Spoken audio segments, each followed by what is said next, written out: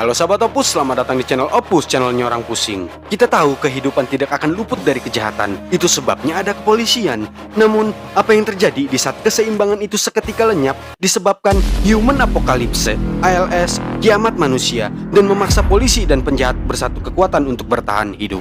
Itu sepenggal kisah dari film zombie berjudul The Horde ini, khusus akan saya rangkum untuk Anda. Seperti apa orang pusing merangkumnya? Stay tune and tahu bulat. Mau 2000.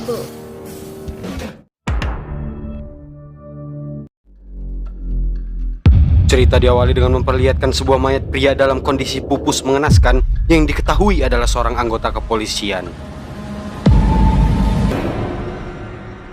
Yang kemudian berganti ke acara pemakaman pria tadi yang ternyata bernama Matias yang bernasib naas sesuai namanya. Dia semacam busernya kepolisian yang dibunuh pengedar narkoba bernama Markudis. Kisah akan berfokus pada 4 rekan kepolisian mendiang Matias. Yang pertama bernama Jimenez, dia akan menggantikan posisi Matias sebagai pemimpin kelompok tersebut. Pria berkacamata ini bernama Queso, yang gondrong bernama Tony, dan terakhir seorang wanita yang bernama Aurore. Mereka adalah anggota kepolisian jahat, korup, atau pungli, namun memiliki ikatan selayaknya keluarga di rumah. Jimenez dan ketiga rekannya akan merencanakan sebuah misi balas dendam, namun di luar prosedur kepolisian, yang artinya hanya mengandalkan lencana mereka. Tapi sebelum itu mereka menemui seorang pria untuk mencari tahu lokasi keberadaan Markudis.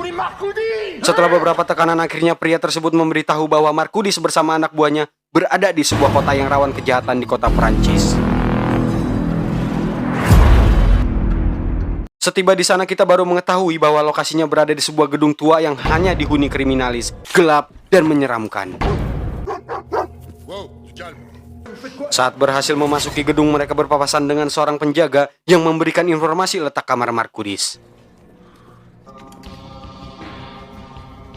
Namun saat mencoba memasang bom, si orang tadi datang dan menimbulkan kecurigaan yang tiba-tiba cekicrot. Namun yang terjadi itu baru Opus. Yang pertama keluar dan membunuh si penjaga bernama Bola. Si gondrong ini bernama Jos, yang kemudian keluar seorang yang lebih sangat perawakannya, yang dimana dia adalah si pemimpin dari kelompok tersebut, yaitu Markudis. Misi yang berakhir dengan kegagalan tanpa perlawanan tersebut berakhir dengan status sandera. Namun di luar itu seekor anjing penjaga bertingkah aneh, seakan melihat sesuatu yang mencurigakan. Masih belum diketahui apa penyebabnya, namun di dalam kita bisa melihat Markudis DKK sudah lebih dulu menahan seorang sandera yang disekap plastik, yang tanpa ampun dibuat pupus oleh sosok Bola di hadapan keempat anggota polisi itu. Keempat polisi itu diinterogasi tentang tujuan kedatangan mereka, serta dipaksa untuk memberitahu siapa lagi yang bersama mereka di luar. Karena tidak ada yang mau bicara, Markudis menembak kaki Tony. Di sana Queso baru bicara. Tidak ada kakak, sapu teman demi Tuhan hanya 3 Namun di waktu yang sama terdengar suara tembakan dari luar. Markudis yang tidak percaya dengan ucapan Queso mengarahkan pistol ke arah kepala Jimenez, yang kondisinya memang lebih kasihan kalau tidak dipupuskan.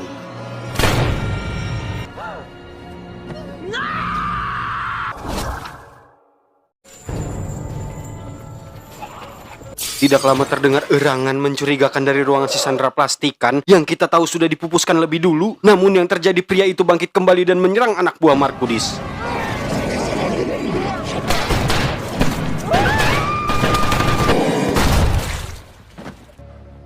Mereka yang tidak tahu apa-apa merasa aneh. Bagaimana mungkin pria itu hidup kembali setelah aku pupuskan, ucap Bola.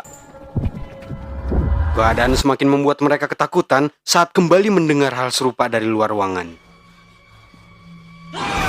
Kegilaan semakin menakuti kedua pihak itu di saat melihat langsung anak buah Markudis yang bangkit kembali menjadi zombie. Di luar ruangan juga terjadi hal serupa, di mana si penjaga yang awalnya sudah mati bangkit lagi dan memakan anak buah Markudis.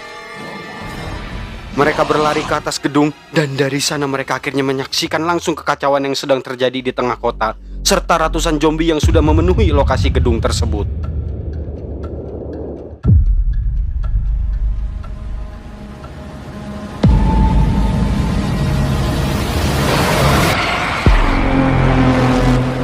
Melihat kondisi yang sedikit peluang untuk bisa bertahan, Queso membuat keputusan sepihak untuk mengajak Markudis bekerja sama agar bisa keluar dari gedung tersebut.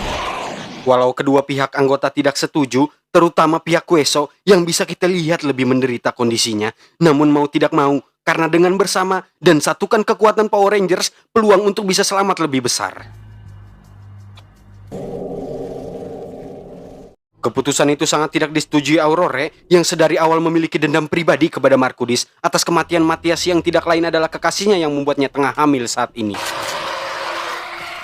Saat menelusuri lorong, Aurore dan Tony yang berada di belakang diserang salah satu zombie wanita yang membuat mereka terpisah dari kelompok. Tidak jauh Jose juga kedatangan mantan dua rekannya yang sudah menjadi zombie. Bola yang panik melihat Jose diserang mencoba membantu, namun Markudis menahan hal itu karena percaya itu tidak akan sulit bagi sosok Jose. Terlihat langsung dari cara si Jose yang seketika mengingatkan kita kepada sosok pegulat Triple H, namun tetap keberuntungan itu hanya sementara. Salah satu zombie itu berhasil menggigit kakinya. Sementara itu di tempat berbeda, Aurore yang mencoba menolong Tony terlihat kewalahan menghadapi satu zombie wanita yang sebenarnya tidak akan sulit dan amburadul. Seandainya dia tahu 1 juta pukulan tidak akan berguna jika kepalanya tidak digebugin.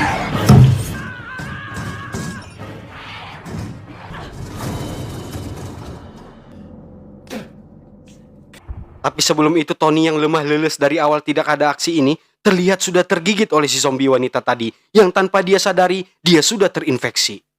Di lokasi Markudis mereka tidak sengaja melihat seorang dengan sebuah kapak, yang setelah mendekat mereka baru bisa lihat jelas itu adalah pria tua, yang terlihat sudah melalui banyak pertarungan. Pria tua itu bernama Rene, dia adalah seorang veteran perang Prancis, yang langsung peka saat melihat ke arah kaki Jose yang sudah terinfeksi. Sosok kakek Rene digambarkan konyol tapi serius, terlihat langsung saat mencoba membantu luka di kaki Jose. Dia menuangkan alkohol ke kain yang awalnya saya pikir untuk bersihkan kaki, tapi justru untuk bersihkan kapak yang akan digunakan untuk mengamputasi kaki Jose. Perdebatan itu ditertawakan Markudis, mereka tidak sadar seberapa serius keputusan Rene yang lebih paham dampak dari gigitan itu. Kita juga diperlihatkan kondisi Aurore dan Tony, di mana bekas gigitan di bahunya sudah mulai membusuk. Hal itu disadari Aur yang berbalik mengancam Tony. Namun yang terjadi,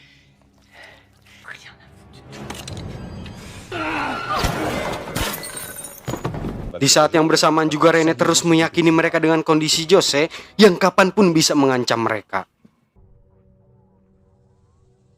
Sosok Bola tidak lain adalah adik kandung Markudis yang saat ini terjadi perdebatan dikarenakan Bola yang bersikeras untuk bertahan di sana, sedangkan Kueso dan Rene memutuskan untuk bisa keluar. Markudis yang lebih setuju dengan keputusan Kueso membuat hubungan di antara dua saudara itu memanas, ditambah Jose yang tiba-tiba muncul membuat kesan perpecahan di antara mereka.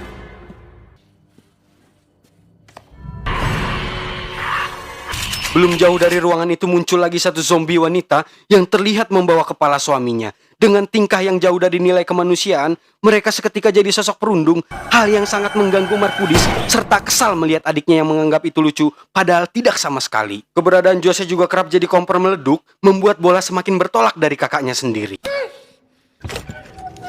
Di tengah itu tiba-tiba Tony muncul dan disambut Kueso, namun yang terjadi, sekalipun itu tidak bisa diterima, Aurore tetap bagian dari keluarga, membuat Kueso tidak bisa apa-apa.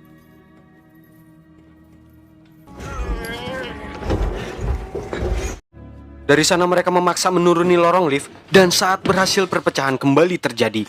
Jose berhasil mempengaruhi Bola dan mengancam mereka semua serta melucuti perlengkapan senjata yang mereka miliki. Hal yang sangat menyakiti hati Markudis saat melihat langsung sikap adiknya yang memilih berkhianat.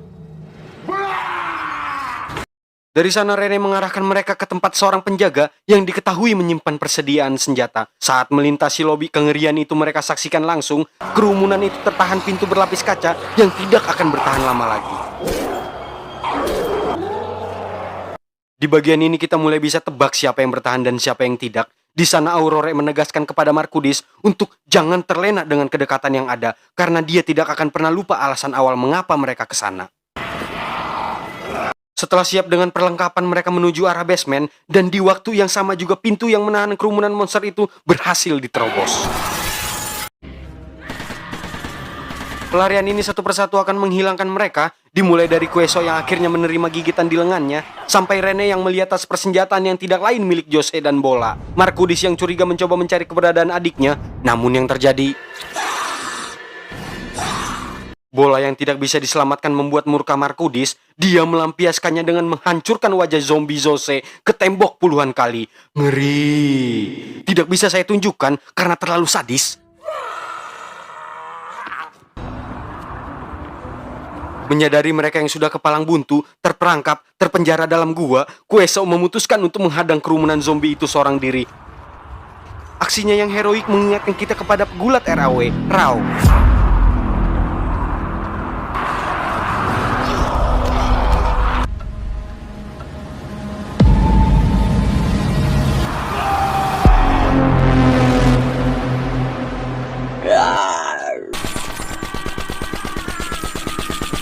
Hanya tersisa Markudis, Rene, dan Rore. Satu-satunya jalan hanya melewati lorong sempit, di mana kondisinya sama aja. Ratusan zombie sudah mengepung setiap sudut gedung itu. Peluang selamat semakin tidak ada saat menemui satu-satunya jalan keluar terkunci.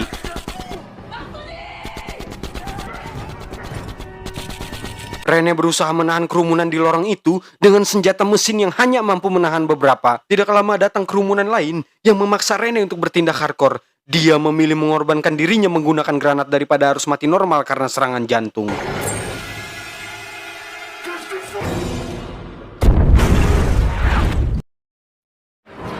Scene diakhiri dengan Markudis dan Rore yang berhasil keluar dari gedung tersebut. Namun hal yang di luar dugaan terjadi. Di saat lengah, Rore menyelesaikan apa yang sedari awal dia mulai. Film pun berakhir. Film ini tidak terlalu buruk untuk sejenis film zombie. Ketegangan cukup tersampaikan dengan baik. Hanya saya kurang setuju si Markudis pupus di akhir. Serasa kurang greget dan tidak adil. Mengajarkan kita untuk mendendam. Jangan dicontoh antum. Pelajaran yang bisa kita ambil dari film ini adalah balas dendam terbaik adalah diam seperti orang kentut. Biarkan dia merasakan serta menghirup aroma kebencian yang kamu miliki. Jika dia menuduhmu, diam saja. Karena diam itu emas. Saya Opus beserta jajaran alat recording dan setumpuk masalah hidup mengucapkan tahu bulat bedau.